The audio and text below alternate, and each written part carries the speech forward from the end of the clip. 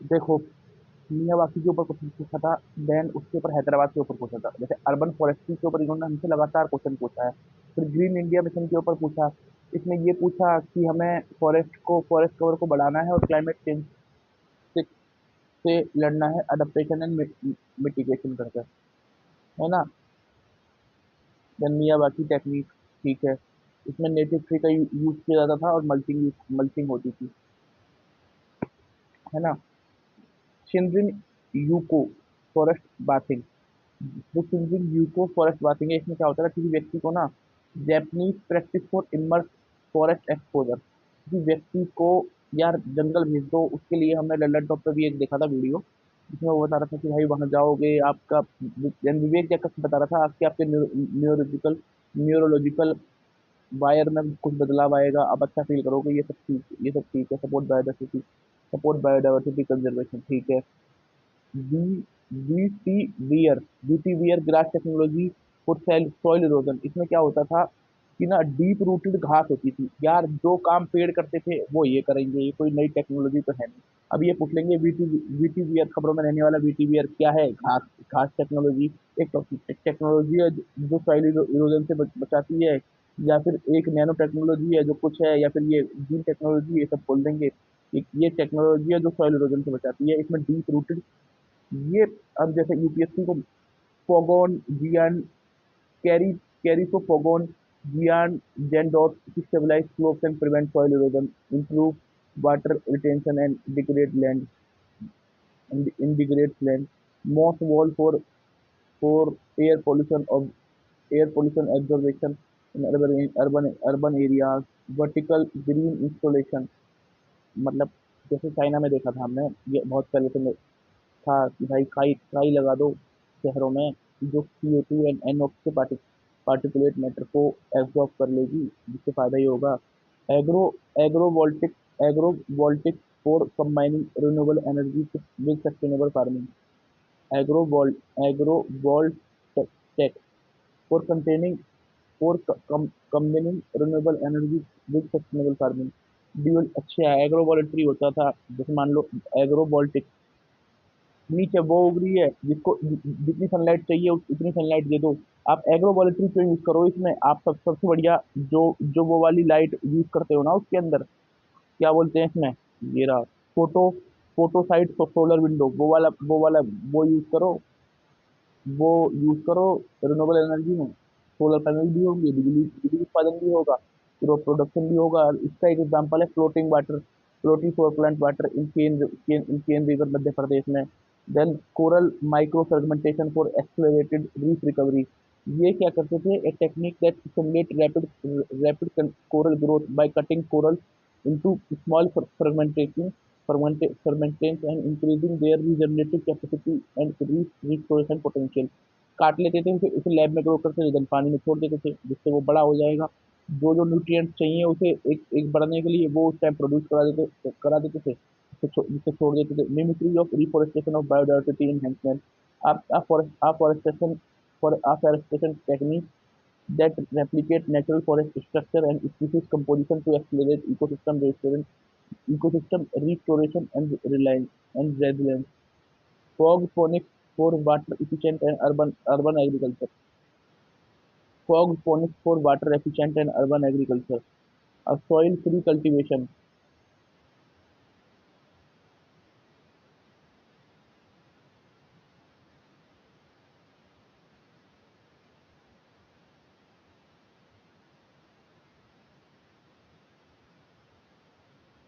ये fog phonics for water efficient urban agriculture. A soil free cultivation. Fog phonics है ना, जिसमें aquaponics, fog phonics, जिसमें hydroponics. इसमें क्या होता है, nutrient rich fog provide optimal moisture to plant growth, है ना। पानी में वो कर दो यार, मतलब भाप से छिड़काव कर दो। देखा होगा प्लांट लैब में उग रहे हैं। Moisture to plant growth significantly reducing water consumption. Aero aero aerogel based insulation for energy efficient green building.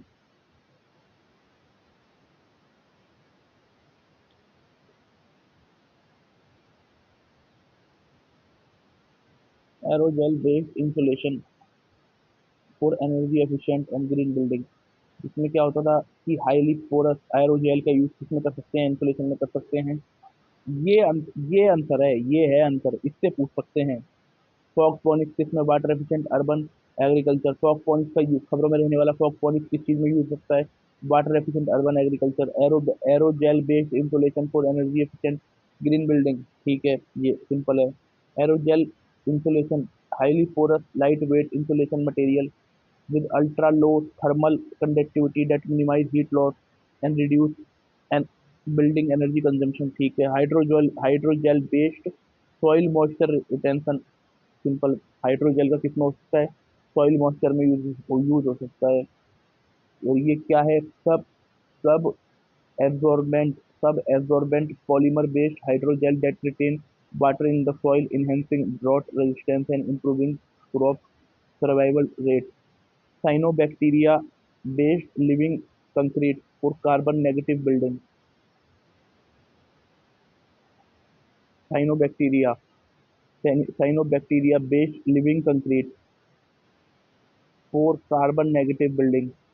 Bioengineered concrete infused with photosynthetic cyanobacteria that capture CO2, self repair crack, enhance structural sustainability।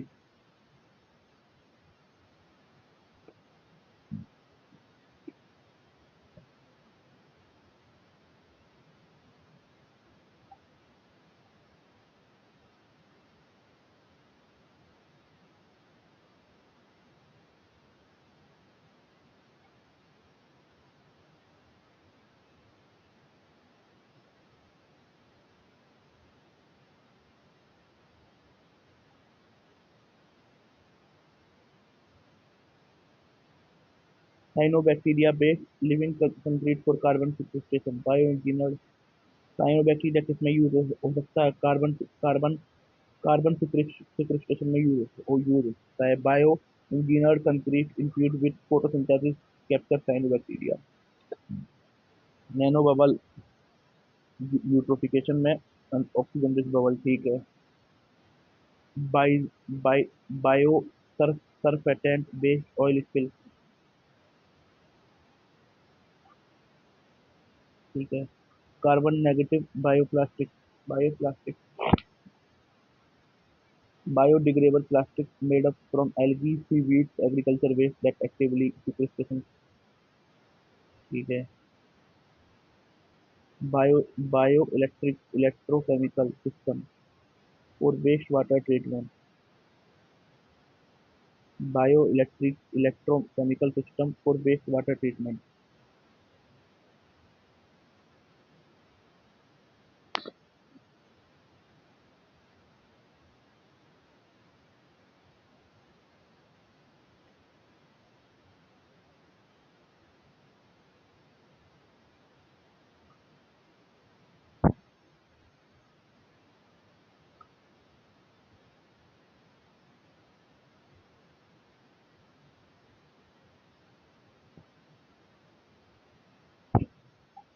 Carbon negative bioplastic biodiversity, ये वही algae. Carbon negative कितना मस्त है, जिसमें carbon ना हो, यदि इसे डिग्रेड करने में कार्बन ना हो। प्लास्टिक में तो कार्बन नहीं होता, रखिए, इसका कोई नुकसान थोड़ी है, परंतु जब इसे डिग्रेड करते हो, जब जब कार्बन होता है, ये एल्गी, सीवीड और एग्रीकल्चर उससे बनती है। Bio electrochemical system for waste water treatment. Bio electrochemical system for waste water treatment using microbial fuel to cell generate electricity while treating sewage and industrial wastewater। Perovskite solar window, ठीक है। Photo timing, पौधों का use किया जाता है। और वो hyper accumulator plants to extract valuable materials and mining, ठीक है। Carbon sink concrete concrete formulation infuse biochar and CO2 reactive mineral. Micro filtration using fungal micro filtration, है ना। Mic mycelium fungal filter. Micro filtration में क्या होता है, fungal का use किया जाता है। फंगल का पार्ट है mycelium.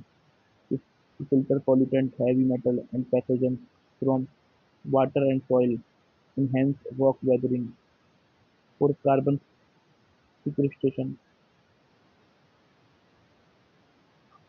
enhance rock weathering, basalt rock को यूज किया जाता है, lichen based air quality, lichen है एक इंडिकेटर स्पीसीज है, ये बहुत रिएक्टिव होता है कार्बन और नाइट्रोजन के प्रति, इससे यूज कर सकते हैं हम, ट्रॉपिकल कास्केड डिस्ट्रक्शन बहुत ईजी है यार, जब कोई इन्वायरमेंटल स्ट्रेस के कारण जो कीस्टोन स्पीसीज होती है उसके जो संख्या में बदलाव होता है या कम होती है, उस उसके जो प्रभाव होते हैं उसे कास्केड इफेक्ट बोलते हैं, ठीक है।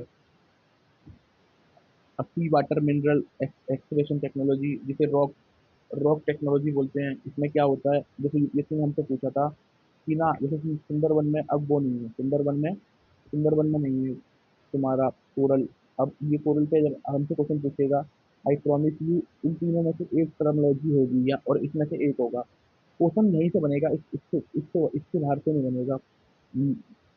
Most of the world coral reef are in tropical water, ठीक है, ये बोल देगा most of the coral reef are in tropical water, इसका देखेंगे हम वाई, इसका कारण क्या है, मोर देन वन थर्ड या फिर पानी, one third of world coral reef are located in the territories in Australia, Indonesia, and Philippines. Coral reefs host far more number of number of animal phyla than those boosted by tropical rainforest. ठीक है, simple सी बात है यार, सोचो coral reef कितनी जरूरी ecosystem है, कितना जरूरी है वो, कितना जरूरी है। आप जितने हम रेन वाटर हार्वेस्ट, हम ट्रॉपिकल रेन फॉरेस्ट पे ध्यान दे रहे हैं, ट्रॉपिकल रेन फॉरेस्ट पे ध्यान दे रहे हैं भाई, वो इतना जरूरी है। और और जो ओशन एसिडिफिकेशन हो रहा है ना, अब Biorock technology, it also has a mineral extraction, mineral ex, ex, ex, extraction, ACRTEI1, AC, AC creation, AC creation technology has been successfully applied to fish, shellfish, mariculture as well as growing limestone breakwater to protect island and coastal areas. It is a unique method that allow coral reefs and other marine ecosystems including seagrass, salt marsh, mangrove, oyster relief to survive recover. It involves applying a low voltage electrical current to submerge metallic structure to promote the production of calcium carbonate, which increase coral growth and reef restoration. This method enhances the resilience of coral to environment stressors like ocean acidification and rising temperature.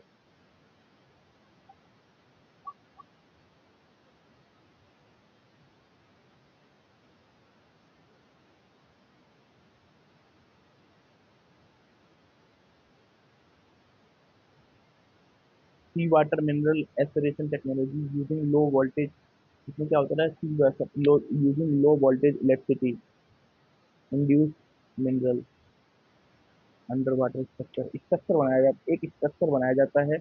पहले तो आप structure दे दोगे, फिर इसमें current छोड़ते जाओगे, जो calcium carbonate है वो उससे मिलता जाएगा, वो उससे मिलता जाएगा, देन कोरल आ जाएगा, कोरल रहेगा, भाई ये मुझे लगता है इसको मुझे रहना है। Myco remediation for oil spill, myco जहाँ भी नाम आया ना उसमें पढ़ लेना माइसीलियम, माइसीलियम फंगी का नाम आ रहा है, वो ब्रेक डाउन करेगी हाइड्रोकार्बन को एंड एब्जॉर्ब करेगी ऑयल पॉल्यूटेंट को, offering natural and effective bioremediation solution for contaminated environment. Ocean iron ocean iron fertilization for carbon sequestration,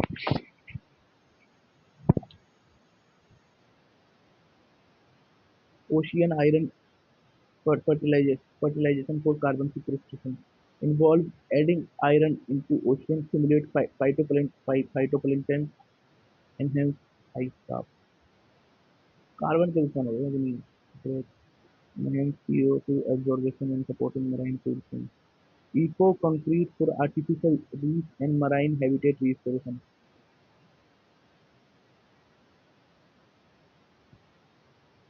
eco concrete for artificial reef and marine habitat restoration, eco concrete for artificial reef. यार reef के लिए ये पढ़ लिया हमने।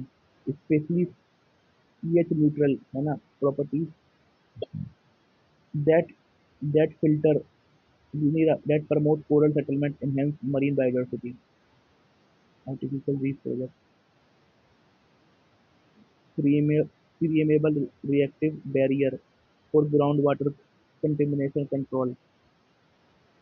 इसमें क्या होता था? permeable subsurface barrier filled with reactive material that filter and neutralize pollutant in groundwater as it flow through them। Mangrove restoration using sediment extraction technique, इसमें भी एक्सप्रेशन है। Restore coastal ecosystem by increasing natural sediment deposit, stabilising shoreline and promoting mangrove reforestation, geotextile for sand dune stabilization and erosion control, permeable fabric place। इससे ना कपड़े से एक तरह से ट्रैप कर लेते थे सैंड को, जिसको इरोजन नहीं होगा और वेजिटेशन ग्रोथ होगी। ठीक है। Hydroponic phyto remediation for water control unit, use hydroponically. अरे प्लांट को यूज करेंगे, जो जो प्लांट वहां से ये ले रहे थे, क्या बोलते हैं, फोटो टाइमिंग कर रहे थे, वो फोटो माइनिंग कर रहे थे, वो लोग हाइड्रोपोनिकली कर लेंगे। ठीक है। Biofloc technology for sustainable aquaculture and water conservation, microbial based water treatment system that enhance aquaculture productivity. ये यूपीएससी में पूछ सकता है biofloc. Eco brick technology for plastic waste management, eco brick technology for plastic waste management involve stuffing of plastic waste into PET bottles to create durable, low-cost construction material for sustainable building projects. Fog net for water harvesting in arid net structure capture airborne water droplets from fog and provide sustainable water source in dry and high altitude region. Biodegradable mycelium packaging for reduced plastic pollution। इससे पहले हमने carbon negative पढ़ा था ना, मैक्सिलियम packaging, वही carbon negative plastic है ये। ठीक है।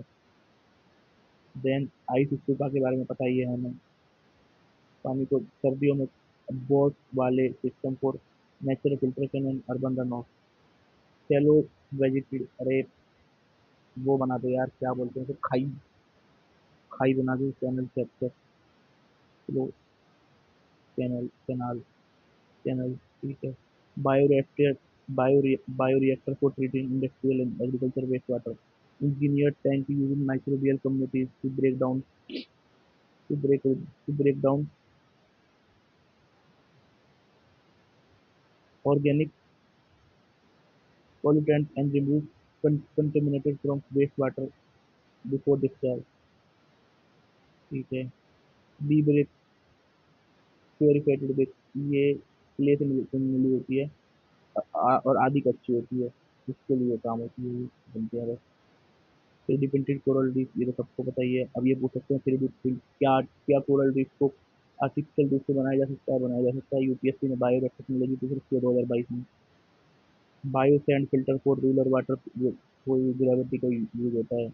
मरीन मरीन स्नो आप मरीन स्नो डी सेडिमेंट, आप क्या करोगे, फाइटोप्लैंक्टन को वो करोगे, आप सोचोगे फाइटोप्लैंक्टन ज़्यादा पैदा हों, पहले ज़्यादा पैदा होंगे तो ज़्यादा मरेंगे, नीचे जाएंगे, वो self healing concrete for sustainable development. Limestone producing bacteria, और ये पढ़ लेते हैं। देन अब हम जैसे कमीशन, कमीशन क्या है? कमीशन का काम साइंटिफिक वाला है, परंतु जो तुम्हारा रेन वाटर, परंतु तुम्हारा जो रेन ये क्या था, इस वन ये फ्लड कंट्रोल, इरिगेशन एंड तुम्हारा drinking water supply, hydro power development के सारे काम involve, investigation, construction and education यही करता है। सेंट्रल ग्राउंड वाटर बोर्ड, ये एपेक्स बॉडी है, सारे काम करती है। इसका हेडक्वार्टर ये 1970 में बनी है, और इसका हेडक्वार्टर है तुम्हारा, ये जो बोर्ड है, कमीशन हो गया, बोर्ड हो गया, है ना, इसका हेडक्वार्टर फरीदाबाद में है। और एक एजेंसी हो गया, एक वो डेवलपमेंट एजेंसी हो गया, उसका काम है इंटरलिंकिंग रिवर को देखना, इंटरलिंकिंग रिवर को देखना, और पीएम पीएम कृषि सिंचाई योजना के साथ काम करना। पहले ये 1981 में बनी थी, पहले ये इरिगेशन मिनिस्ट्री के अंदर थी, और ये अब जल जल शक्ति मंत्रालय के अंदर है। उसके ऊपर हमने national national tiger conservation authority पढ़ी थी। मिनिस्टर हेड करते हैं इसे, कि गाँव को रीलोकेट कर सकती है, एंड तुम्हारा किसी गांव को रीलोकेट कर सकती है, फंड ट्रांसफर कर सकती है, टाइगर ट्रांसफर कर सकती है। M strip and tiger estimation के ऊपर ये डाटा निकाला है इसमें। ठीक है। Fund fund approve funding interest coordination, तो टाइगर चेयरमैन है ना, एंटी पोचिंग, हाँ एंटी पोचिंग सोसाइटी पूरी बनाई रखी है। और ये बनी थी डब्ल्यू सी ए, ये W C A amendment of W C A 2006 के तहत बनी है, 2006 में बनी है specially. Eco sensitive zone, Supreme Court ने बोला है हर प्रोटेक्टेड एरिया के आसपास होने जरूरी है। इसे बफर जोन की तरह मानते हैं, परंतु बनाने से पहले आपको स्टेट गवर्नमेंट पब्लिक से कंसेंट लेना पड़ेगा, ये पब्लिक को बताना पड़ेगा। एंड इसमें ये क्या होता है, रेगुलेटेड होता है ह्यूमन एक्टिविटी के लिए, इसे 3 टाइप से डिवाइड कर रखा होता है। पहला है पहला है मतलब पहले के लिए no restriction, construction, industries and commercial mining. दूसरा है regulated small scale farming, tourism and eco friendly industries. तीसरा है तुम्हारा तीसरे में तो ट्रेडिशनल फार्मिंग एंड वो चला लो, ये कर लो। ठीक है, सबके पास है, सुप्रीम कोर्ट ने बोला है परमिशन लेनी पड़ेगी, state government central government notify करती है।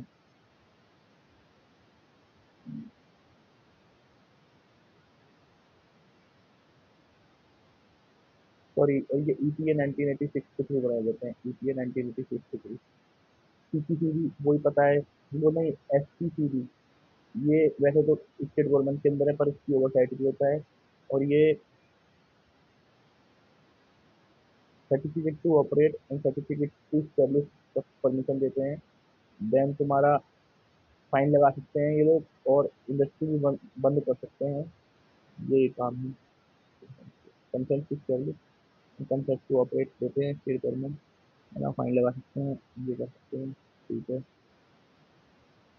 उसके बाद वही, अब सेंटर वाला इसे सबसे जरूरी चीज़ है, इसे biomedical, e waste and hazardous waste की जिम्मेदारी भी मिली है। एंड तुम्हारा पन्नी बैन उन्होंने ही करी थी। एंड पॉल्यूटेंट को वो करते हैं, पानी पानी का भी ख्याल रखते हैं, पानी का वो भी चेक करते हैं। और देन पहले पानी, फिर हवा। हाँ, comprehensive environment assessment on industrial on industrial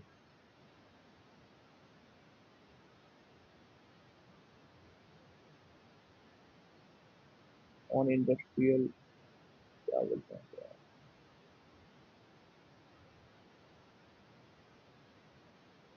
on industrial वो।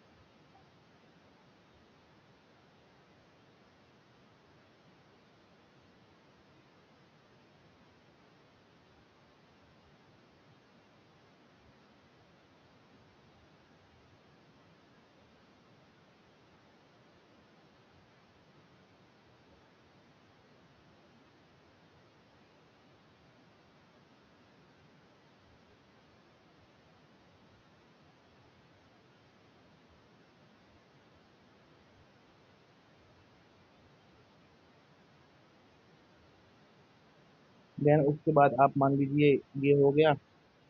उसके बाद क्या था, wild life crime control bureau, wild life crime control bureau में ये बनी है, WPA के तहत बनी है। साइड के साथ काम करती है, इंटरपोल के साथ काम करती है, फाउंडेशन के साथ काम करती है, और इसमें कूमर, वो साइबर नेट और थंडरबर्ड करके 3 प्रोजेक्ट हमारे हैं। एडिशनल सेक्रेटरी हेड करते हैं ministry of forest and environment के, उर्मा। ठीक है। ऑफिस, हाँ ऑफिस इसका जबलपुर में भी है। बोर्ड का ऑफिस फरीदाबाद में है। ठीक है। ये हो गया। Genetic genetic engineering committee, appraisal committee, ये ये बनी है। जेनेटिक इंजीनियरिंग अप्रेजल कमेटी कब बनी है? 1989 में बनी है। ईपीए के तहत बनी है। 1989 में एक बहुत इंपॉर्टेंट बनी है, review committee on genetic modification genetic modification manipulation. ये डिपार्टमेंटल डीबीटी के अंदर बनी है। ये काम करती है, सेहत मिलकर काम करती है। एडिशनल सेक्रेटरी स्पेशल सेक्रेटरी से हेड करता है। देन आप ये मान लीजिए, ये हैजार्डस ऑर्गेनिज्म को भी देखती है, और ये इम्पोर्टेंट एक्सपोर्ट भी देख सकती है। इससे पहले हमसे इसने पूछा था, ग्राउंड वाटर अथॉरिटी, इसके तहत बना है। ये परमिशन नो ऑब्जेक्ट नो ये नो ऑब्जेक्शन सर्टिफिकेट देता है। And national aquifer mapping programme programme भी यही कर रहा है। ये रेगुलेट करता है ग्राउंड वाटर डेवलपमेंट को।